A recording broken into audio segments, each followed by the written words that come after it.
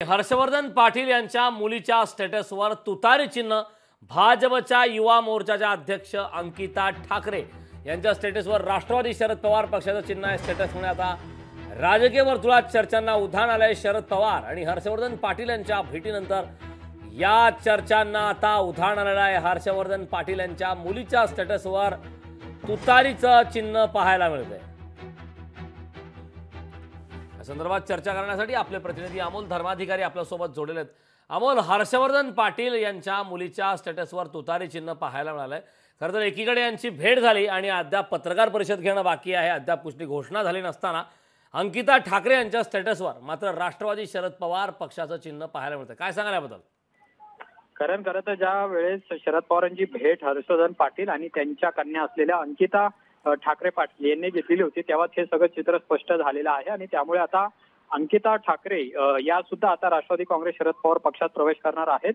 सध्या भाजपमध्ये अंकिता ठाकरे यांच्याकडे भाजपचं पुणे जिल्ह्याचं युवा मोर्चाचं अध्यक्षपद आहे ते त्यांच्याकडे आहे। त्याचा सुद्धा ते आता राजीनामा देणार आहेत। उद्या ते चंद्रशेखर बावनकुळे यांच्याकडे राजीनामा पाठवतील अशी माहिती त्यांनी लोकशाहीशी बोलताना दिलेली आहे आणि त्यामुळे हर्षवर्धन पाटलांसोबत त्यांच्या कन्या सुद्धा आता शरद पवार यांची साथ देणार आहेत आणि इंदापूरमध्ये या निमित्तानं वातावरण आहे ते आता बदललेलं आपल्याला पाहायला मिळेल।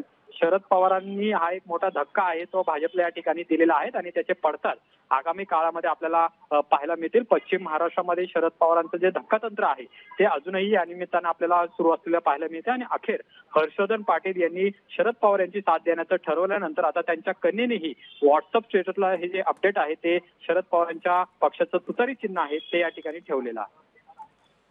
नक्कीच अमोल, आता उद्या पत्रकार परिषदेमध्ये नेमके काय हर्षवर्धन पाटील यांची भूमिका असते ते पाहणं महत्त्वाचं आहे। खूप खूप धन्यवाद या सविस्तर अशा माहितीबद्दल।